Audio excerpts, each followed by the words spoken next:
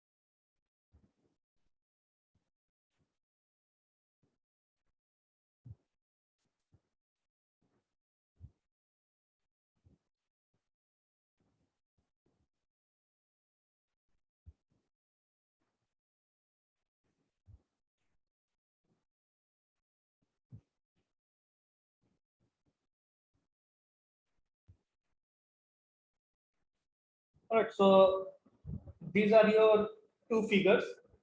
That is, in figure 2.1a, you get all the 8-bit registers. I mean, these are the most widely used registers in 8051. It does not mean your 8051 has only this amount of registers. It has got more registers, but these are the most widely used registers. And the important thing to note over here is this one is known as accumulator. Okay, some of you know, some of you might not know. So this one is known as your accumulator register, and for all of your arithmetic or logical instruction, this register must be involved. Okay, so this is known as accumulator register. And in figure 2.1b, you can see some of the 16-bit registers, which are data pointer, DPTR, and PC, program counter. So DPTR is again divided to DPH and DPL, high bit and low bit. So that's it about the registers, just some introductory information. All right, so the program I encountered at the very beginning of this class, the answer is here in this slide. Did you get your answer? Someone asked a question about program counter. So did you get your answer or not? Not till now, I guess. Not till now. So you see your program counter is 16-bit. What does that mean? So when I showed you the memory location, it was like this 1400, 1401, then 1402 and so on. So when your program counter is over here, it loads the contents of both these memory locations because each memory location is 8-bit, but your program counter is 16-bit. So it loads the contents of both the memory locations. Then it directly goes to 1402. That means what? It loads the contents of 1402 and 1403. Together it makes a 16-bit content which is loaded in the program counter. So this is how it gets around the problem that you raised. Still, do you have some confusion? No, sir.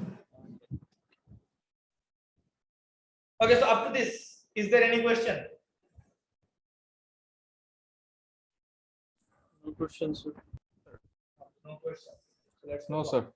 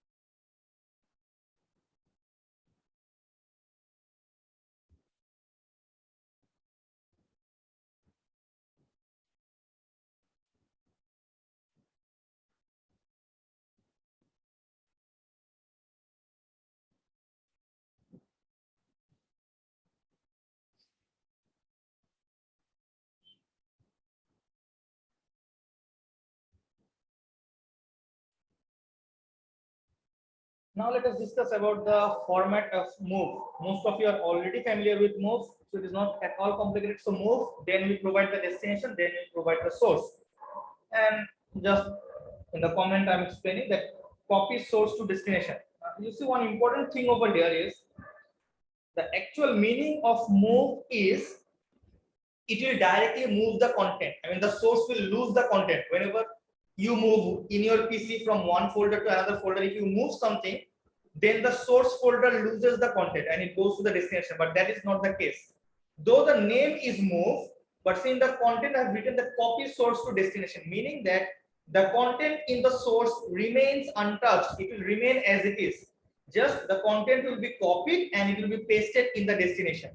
So that means the content in the source will remain as it is. That's why I have written in the comment that copy source to destination. So although the instruction is move, but actually it copies from the source to destination. Okay, and these are some of the examples of move. So let us take the first example, that is move a comma hashtag or pound symbol, whatever you say, hashtag or pound, then 55H. All right, so these are first instruction. Can anyone tell me why there is a hashtag or pound symbol over here, or what is the significance of this symbol? Anyone? Sir, to identify that it is a number. Identify that it is a number. Okay, so what will happen if there is no pound symbol or hashtag over here? What will happen?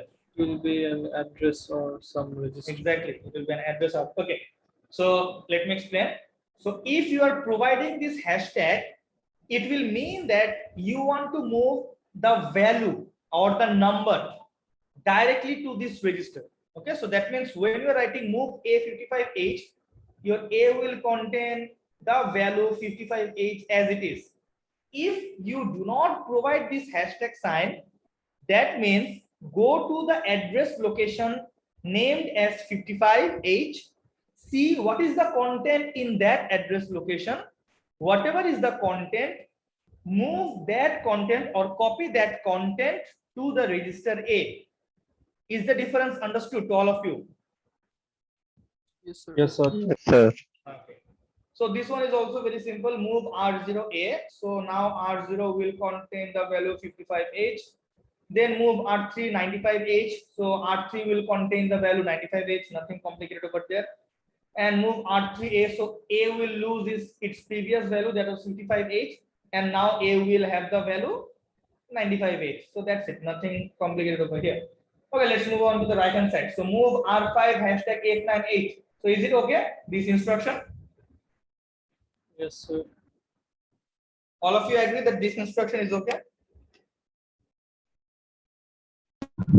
Yes, sir. This instruction is not a legit instruction. Can anyone explain why? Start with 0. Exactly. There has to be a 0 at the beginning. Recall from your previous course. If you are, using a hex number and that hex number starts with a letter, then you must put a 0 before that hex number, right? Yes, sir. So that means this is not a valid instruction.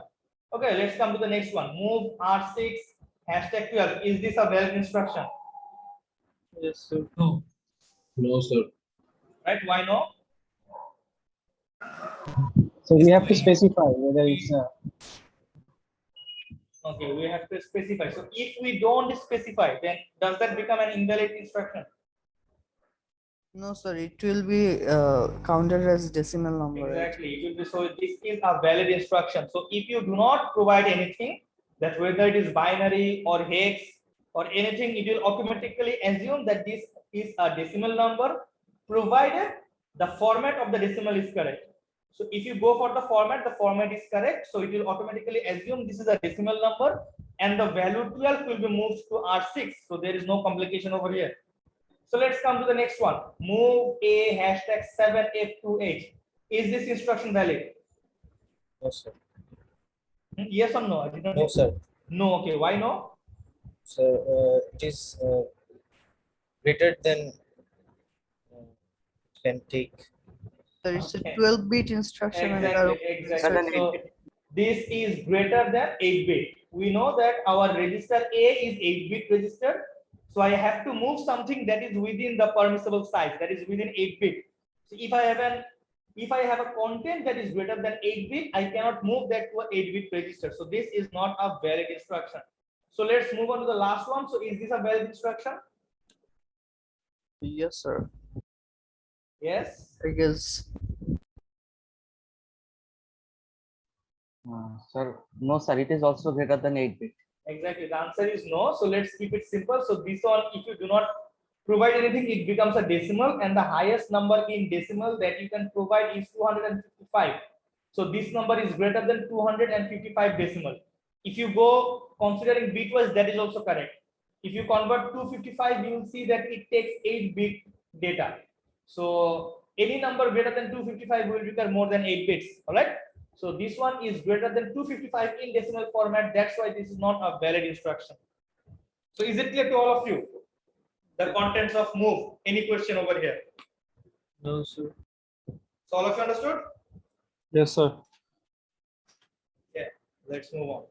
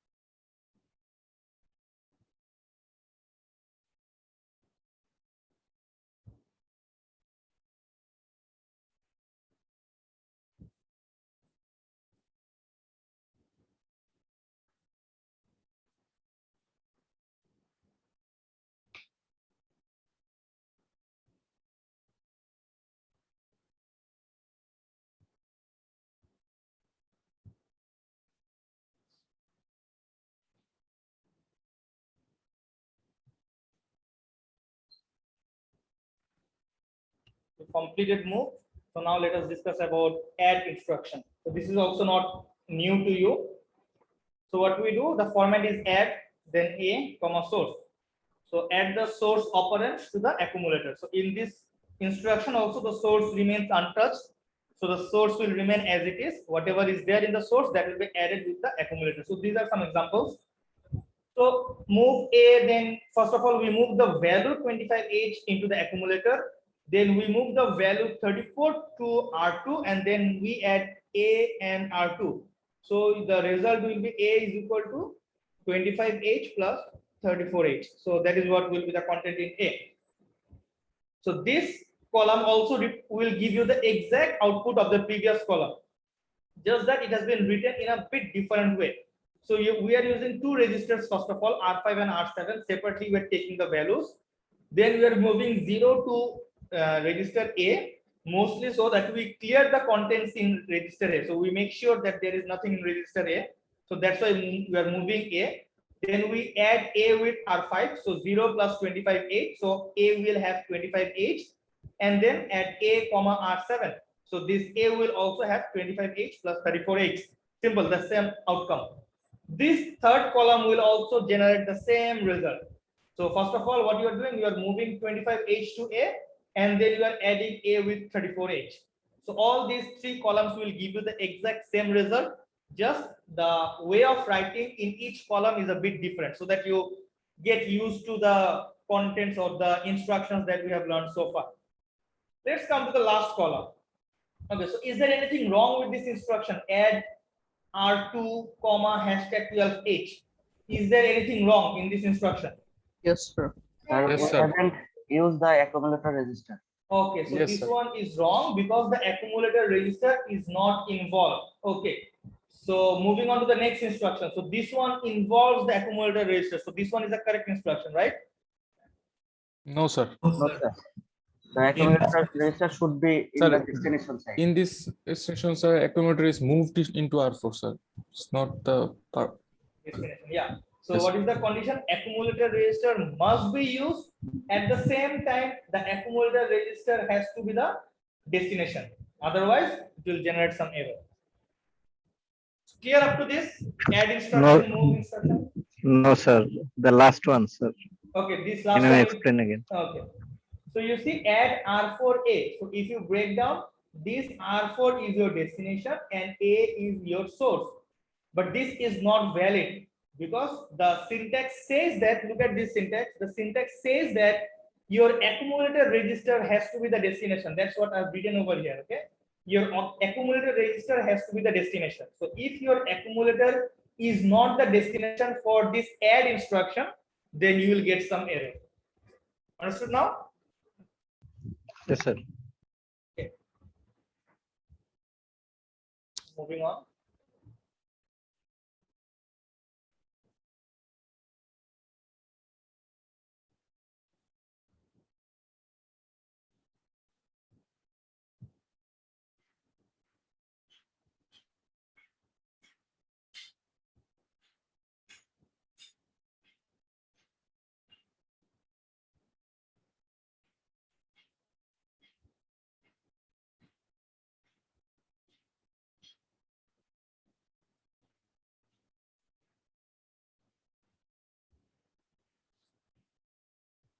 Before I write the points over here, let me ask you a question. Can anyone tell me what is the difference between an assembler and a compiler? I believe you have come across these terms because you have completed a lot of coding courses up to this before coming to this course here. So tell me, anyone, what is the difference between an assembler and a compiler? A compiler works like first it takes the total code and translates in machine language, then works. And in the assembler, maybe it's done one by one line. What you said is not wrong, but at the same time, what you said is not correct. What you said are the features of some assemblers and some compilers, which is not universal. That is one of the differentiable features. That is okay. But what is the main difference between an assembler and a compiler? Sir, assembler converts the assembly code into machine code, sir. And Yeah, and what about compiler? compilers are whatever we give the input, by us, they turn it to the machine language, sir. So The assembly compiler- language is- The okay. compiler converts high level to assembly, then it runs the code. Compiler converts high level to assembly. Okay, and what about assembler? Assembler is converting assembly to machine language, I mean binary. You are 90% over there. There is slight mistake. Sir, there is a difference between programming language code and assembly level language code, sir. Maybe. Okay, now you are circling around the point. Okay, whatever the previous person said was, he was almost there.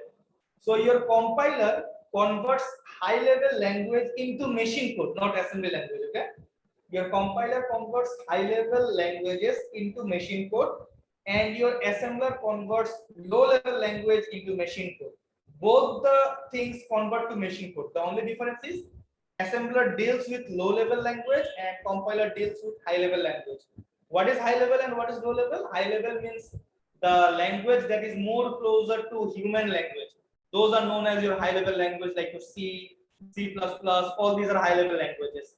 And what is assembly language? Also low level language. Low level language are those type of languages that deals with the internal structure of the CPU.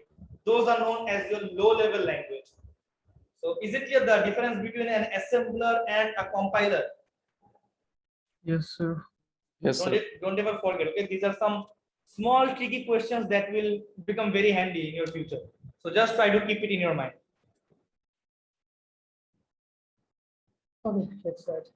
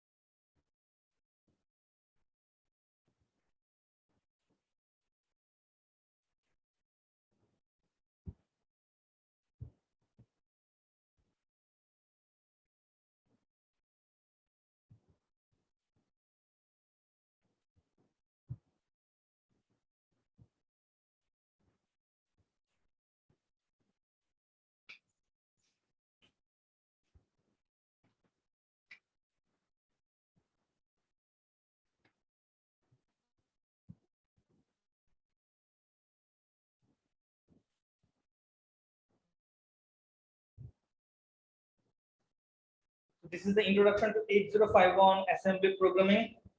The things to discuss, I think we already discussed. If there is any other point over here that you want me to discuss, I think I can discuss. But if there is nothing to discuss, I think we can move on. No questions, sir.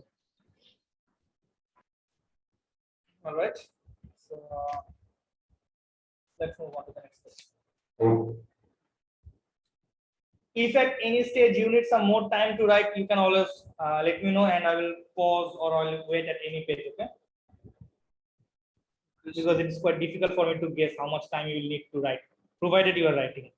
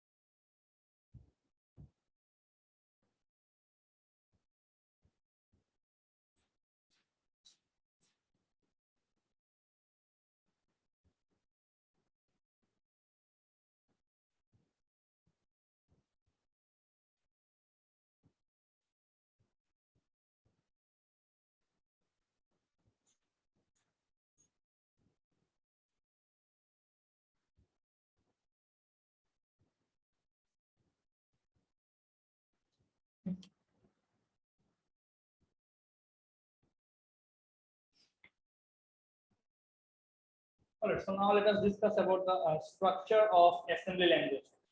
And there are two things in an assembly language. That is, you will have either instructions or you will have directives.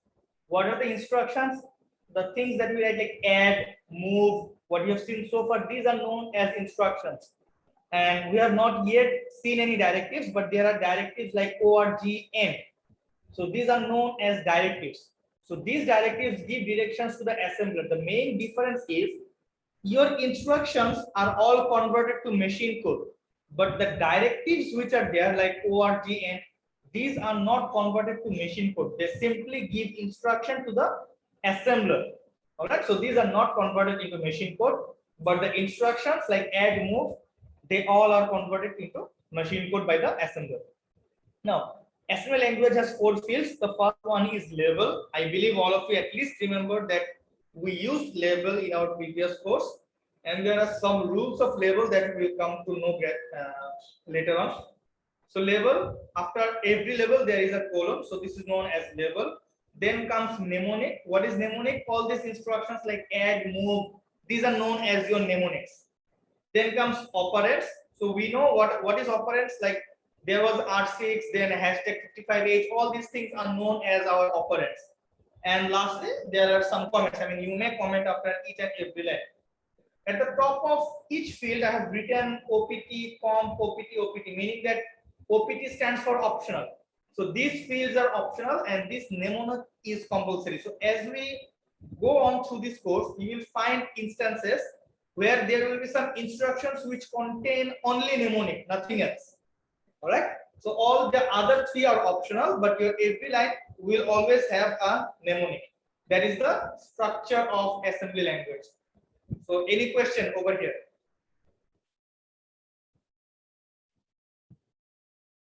We will see an example. It is better let us see complete code. Okay, so it will be better for us to understand. Sir, wait 5 seconds, sir. Wait. Yeah, sure, no problem.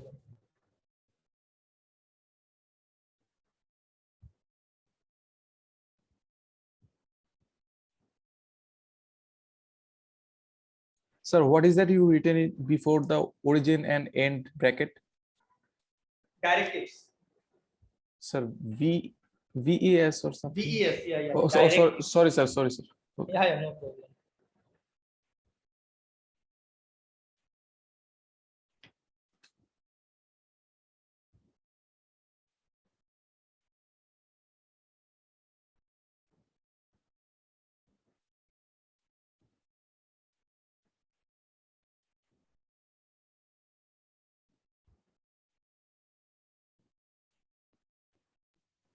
Sir, what is the function of level and mnemonic?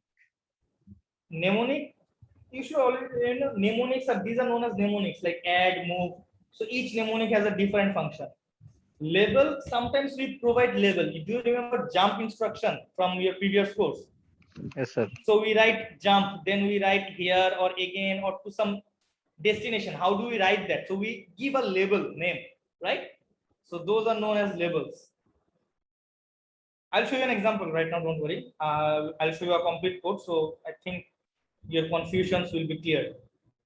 So can I move on? Yes, sir.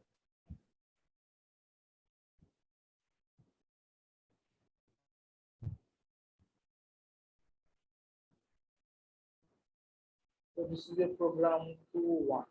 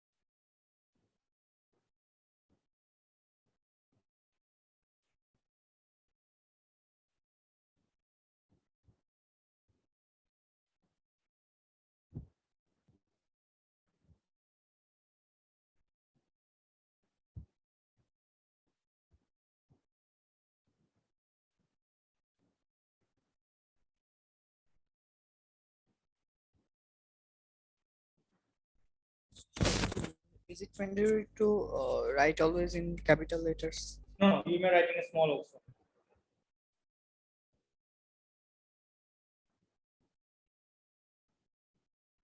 Same thing as your microprocessor assembly language.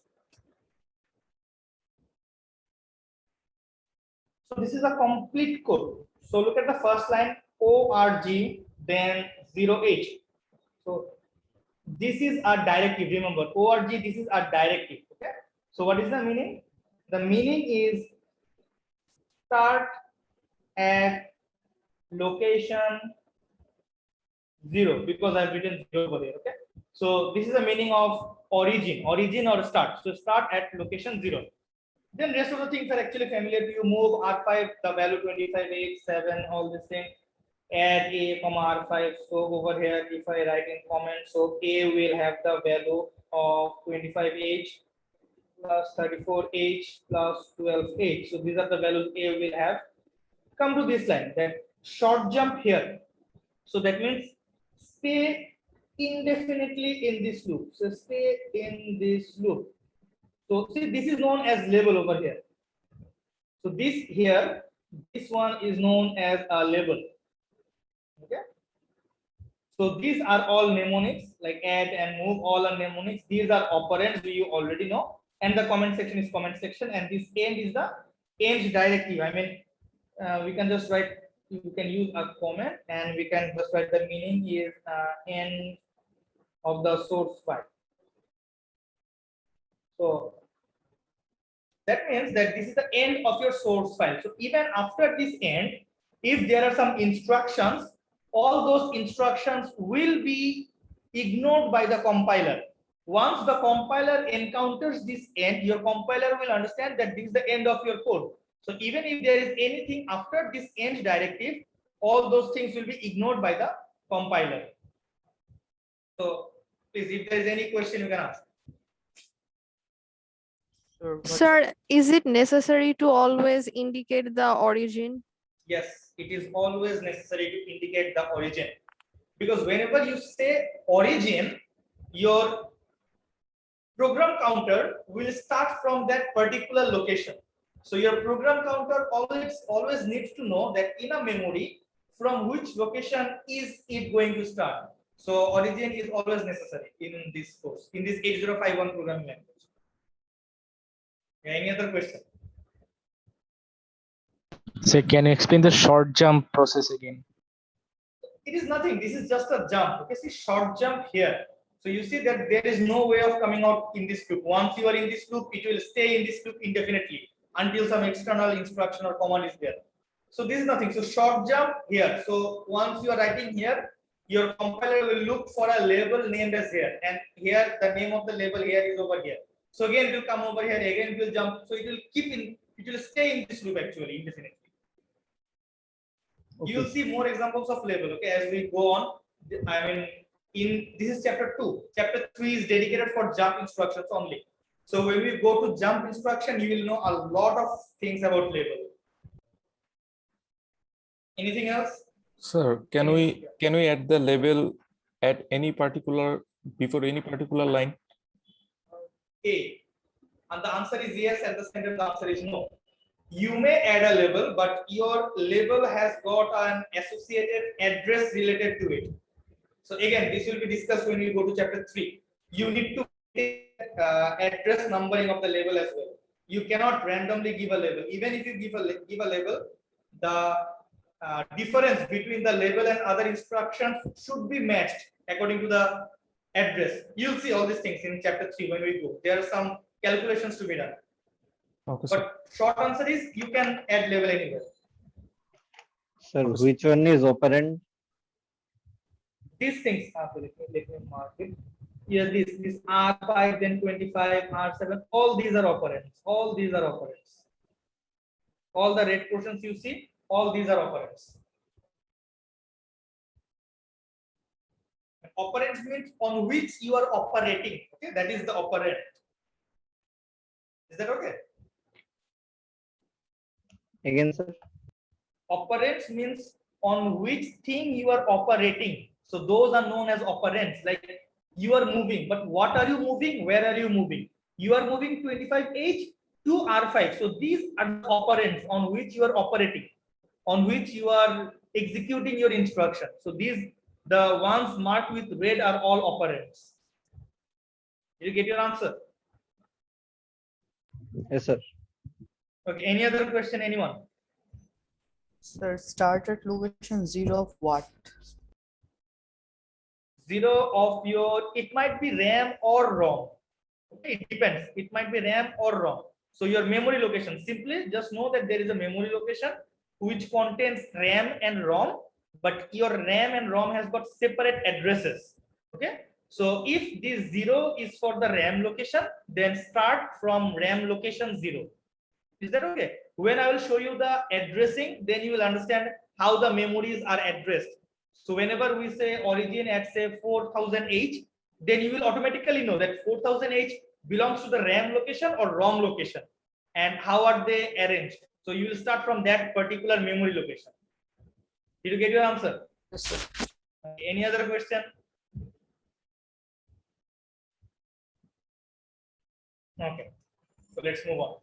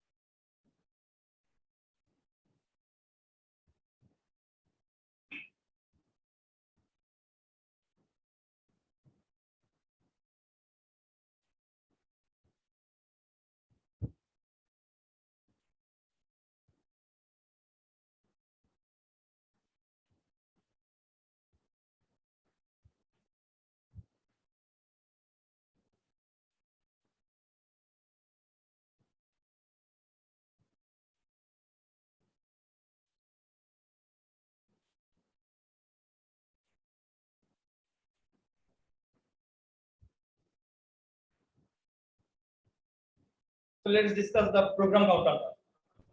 And the first one you already know that it points to the address of the next instruction to be executed. So in 8051 it is 16 bits. So tell me how many or what is the size of the memory that this program counter can access?